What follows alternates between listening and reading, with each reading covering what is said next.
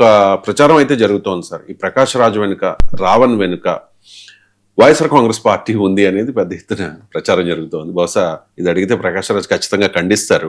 రావణ్ భార్య కూడా స్పష్టంగా చెప్పింది కదా సార్, మాకు ఏ పార్టీతోనూ సంబంధం లేదు అని చెప్పేసి. ఏంటి సార్ వీళ్ళ వెనక వైసీపీ ఉందా? వైసీపీ కదా, ఇప్పుడు నాగేశ్వరన్ కల వైసీపీ ఉంది కదా. మీరే కను ఇప్పుడు ఇక్కడ ఈ పాయింట్ కట్ చేస్తారు.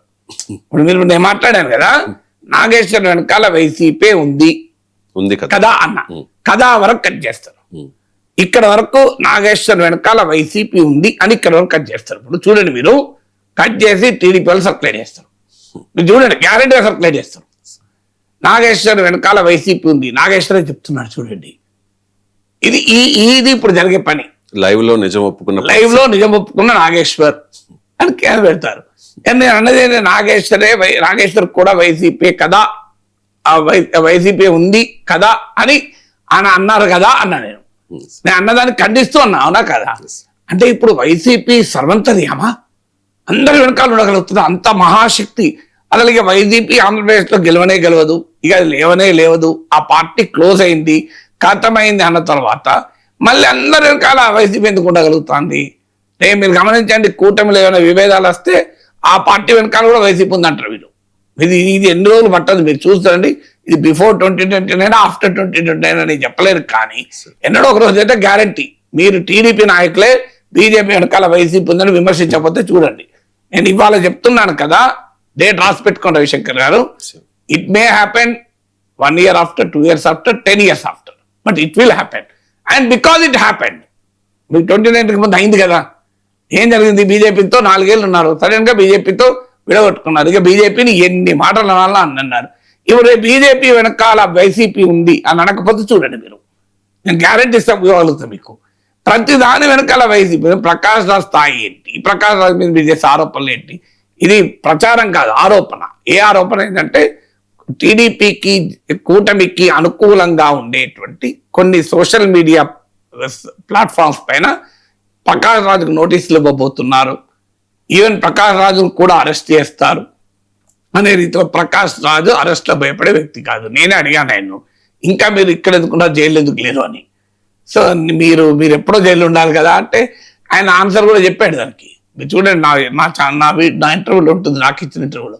సో ప్రకాష్ రాజు భయపడే అలవాటే లేదు. ఇప్పుడు మా ఇంటికి వచ్చారు, మా ఇంట్లో 2-3 గంటలు ఉన్నారు, భోజనం చేశారు, ఒక్కడే వచ్చాడు, సింగిల్ పర్సన్. ప్రకాష్ రాజు అంత భయపడేటోడు అయితే ఒక్కడే వస్తాడా? సింగిల్ పర్సన్ వచ్చాడు, 3 గంటలు ఉన్నట్టు సింగిల్ పర్సన్ వెళ్ళిపోయాడు.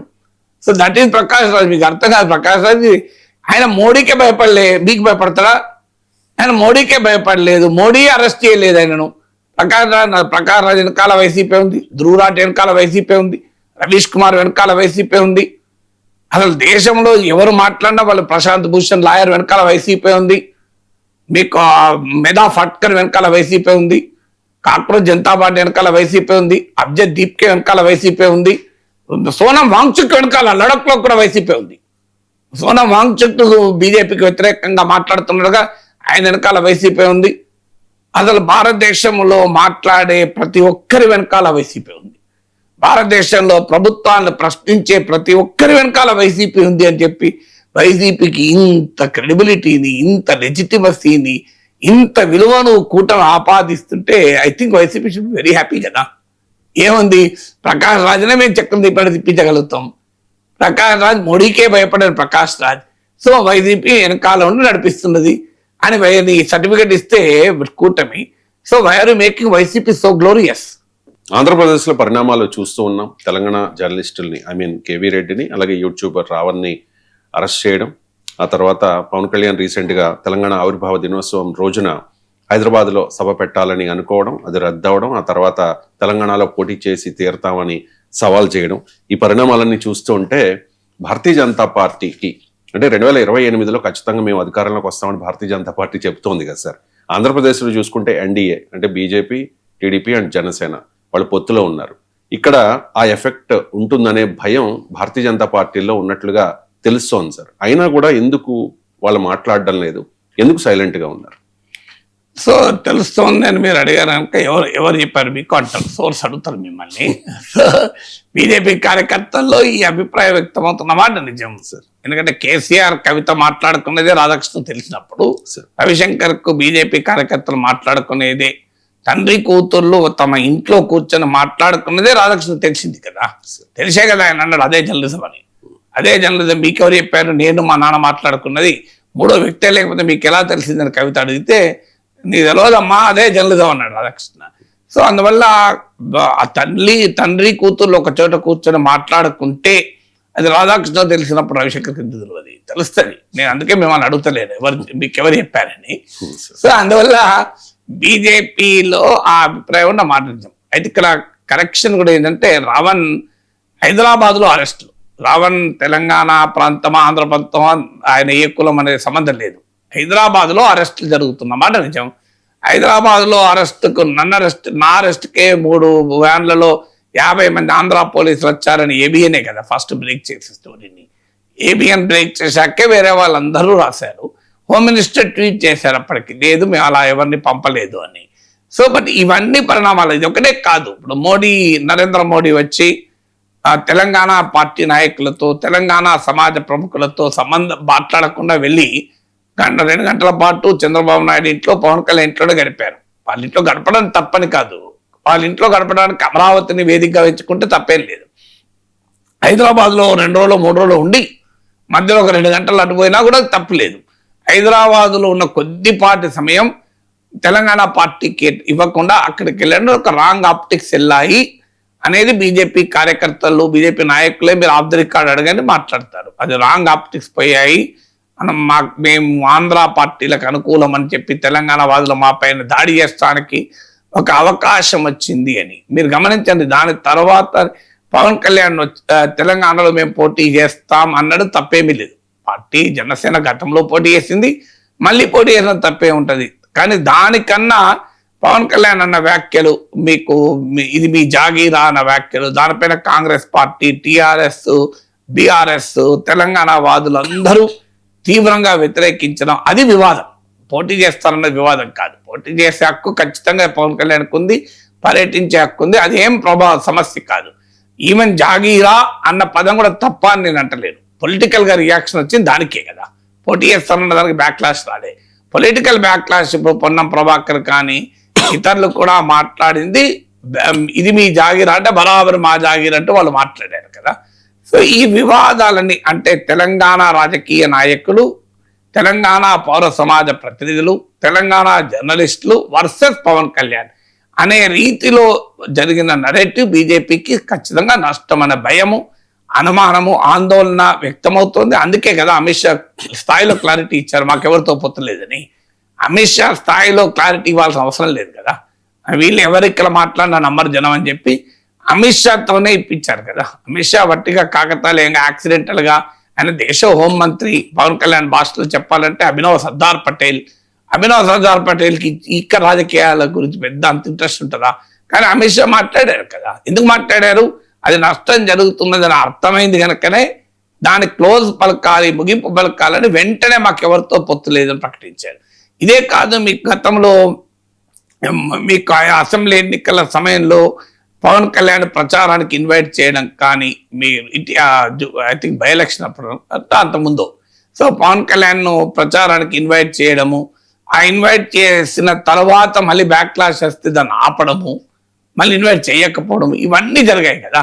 చంద్రబాబు నాయుడు లోకేష్ కంప్లీట్ గా అసెంబ్లీ ఎన్నికల సమయంలో ప్రచారాన్ని దూరం పెట్టడము, పవన్ కళ్యాణ్ పిలిచి మళ్ళీ తర్వాత వెనక్కి రావడము, ఇవన్నీ చూసిన తర్వాత భారతీయ జనతా పార్టీ తెలంగాణలో తమకు ఇవన్నీ నష్టం జరుగుతుంది అన్న భావన క్లియర్ గా ఉంది. అందుకే చాలా విషయాలలో తెలంగాణ బీజేపీ మాట్లాడతలేదు కదా.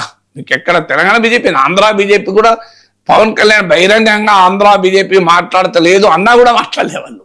ఎందుకంటే they know their parties interest కదా, వాళ్ళ రాజకీయ ఇంట్రెస్ట్లు వాళ్ళకు ఉంటాయి కదా. సో ఆ భయం అనుమానం ఉంది. కానీ ఎందుకు ఇలా బిహేవ్ చేస్తుంది అంటే మీరు అడిగారే క్వశ్చన్, తెలంగాణ బీజేపీ నిర్ణయము తెలంగాణలో లేదు. తెలంగాణ బీజేపీ సోల్ కాస్త తెలంగాణ గడపలేదు, అది సమస్య. తెలంగాణ బీజేపీ సోల్ ఢిల్లీలో ఉంది. సో ఢిల్లీ నాయకత్వం తీసుకునే నిర్ణయాల బట్టే వాళ్ళు ఇక్కడ జరుగుతున్న వాటిని సీరియస్ గా తీసుకోవడం లేదు. ఇదంతా తెలంగాణ వాదం పెరగటానికి ఉపయోగపడుతుంది. ఇది బీఆర్ఎస్ కే ఆయుధంగా మారుతోంది. ఇప్పటికే బీఆర్ఎస్ అపోజిషన్ స్పేస్ లో మనం కొట్టేశారు. ఇప్పుడు ఇలాగే సెంటిమెంట్ పెరిగితే బీఆర్ఎస్ లాభపడుతుంది. దీన్ని బీఆర్ఎస్ స్కిల్ఫుల్ గా ఎక్స్ప్లాయిట్ చేయగలుగుతోంది. ఆల్రెడీ రేవంత్ రెడ్డికి చంద్రబాబు నాయుడుకు సన్నిహితుడు అని చెప్పి క్యాంపెయిన్ నడుపుతోంది బీఆర్ఎస్. ఇవన్నీ ఇటచ్చి అల్టిమేట్ గా కాంగ్రెస్ బెనిఫిట్ కాదు, బీజేపీ బెనిఫిట్ కాదు. బెనిఫిట్ అయ్యేది బీఆర్ఎస్ కు, అందులో క్లియర్, అందరికి డౌటే లేదు కదా. సో కానీ మరి బీజేపీ ఎందుకు భయపడతలేదంటే ఏముంది, బీఆర్ఎస్ ఒకవేళ నిజంగానే బీఆర్ఎస్ లాభపడదు అనుకోండి, అందులోకి వెళ్ళి ఎవరో ఒకరిని మనం ఏక్నాథ్ షిందేలో సృష్టించలేమా? ఇదివరకు చెప్పింది కదా బీజేపీ వాళ్ళు, ఏక్నాథ్ షిందేలు వస్తున్నారని. సో మళ్ళీ బీఆర్ఎస్ లోకి ఏక్నాథ్ షిందేని సృష్టించవచ్చు, లేదా బీఆర్ఎస్ కు చెందిన ఎమ్మెల్యేలు ఎంపీలు మనమే లాగేసుకోవచ్చు, లేదంటే అరవింద్ కేజ్రీవాల్ లాగా లోపలేయచ్చు, ఏదన్నా చేసే, లేదా తృణమూల్ కాంగ్రెస్ ను, శివసేనను, ఎన్సీపీని చీల్చినట్టు చీల్చవచ్చు. ఏముంది, ఇవన్నీ కుదరకపోతే పొత్తు పెట్టుకోవచ్చు ఆంధ్రప్రదేశ్ లాగా. సో ఇవన్నీ జరిగితే ఇప్పుడు టీడీపీకి జరిగిందే కదా, ముందు వాళ్ళ పార్లమెంటరీ పార్టీని విలీనం చేసుకున్నారు, తర్వాత టీడీపీతోనే పొత్తు పెట్టుకున్నారు కదా. సో ఇక్కడ కూడా అదే జరగచ్చు, ఏమున్నది అనేటువంటి ధైర్యం బీజేపీకి ఉండొచ్చు. బీఆర్ఎస్ ఏం చేసినా ఏముంది, ఎట్లా కమ్మేయచ్చు అని అనుకుంటున్నట్టున్నారు. అందుకే తెలంగాణలో జరిగే పరిణామాలు మీరు అన్నట్లు ఖచ్చితంగా తెలంగాణ బీజేపీకి ఆంధ్రప్రదేశ్ ప్రభుత్వం చేస్తున్న పనులు, తెలంగాణలో పరిణామాలు కూడా కాదు, ఆంధ్రప్రదేశ్ ప్రభుత్వ వ్యవహార సరళి ఖచ్చితంగా తెలంగాణలో, ఆంధ్రప్రదేశ్లో కూటమి ప్రభుత్వ వ్యవహార సరళి, కూటమిలో బీజేపీ భాగంగా ఉంది కనుక ఆంధ్రప్రదేశ్లో కూడా ఆంధ్రప్రదేశ్లో జరుగుతున్న తెలంగాణలో అవి నెగిటివ్ గా పరిణమిస్తున్నాయి, దాంట్లో డౌట్ లేదు. మీరు ఎనీ బీజేపీ నాయకుడిని అడగండి అది చెప్తాడు, నిజమే సార్, కానీ ఏం చేయాలి సార్, మా నాయకత్వం, మా సోల్ అక్కడ ఉంది, వాళ్ళు డిసైడ్ చేయాలి, వాళ్ళకి అది అర్థమవుతలేదు, వాళ్ళు చూసుకున్నానులే, బీఆర్ఎస్ పెరిగితే ఏమవుతుంది సంగతి మనం ఏం తర్వాత చూసుకోవచ్చు అనే ఫీలింగ్ లో ఉన్నారేమో. ఎందుకంటే కాంగ్రెస్ ముక్తి తెలంగాణకు ఉపయోగపడుతుంది కదా బీఆర్ఎస్ పెరగడం. సో గతంలో కూడా బీఆర్ఎస్ పెరగడానికి వాళ్ళే వ్యతిరేకించలే కదా. బీఆర్ఎస్ పెరగడానికి అడ్డంకిగా ఉన్నాడనే కదా బండి సంజయ్ తీసేసింది, మనందరూ తెలుసు కదా. సో అందువల్ల బీఆర్ఎస్ పెరిగితే ఏమున్నదిలే అనుకుంటున్నట్టుంది బీజేపీ జాతీయ నాయకత్వం. Right sir, thank you so much sir. ఈ టాపిక్ సంబంధించి చాలా డీటెయిల్డ్ గా, ఇన్ డెప్త్ గా విశ్లేషణ అందించినందుకు. ఇది ఇవాల్టి నమస్తే నాగేశ్వర్. మళ్ళీ రేపు కలుద్దాం.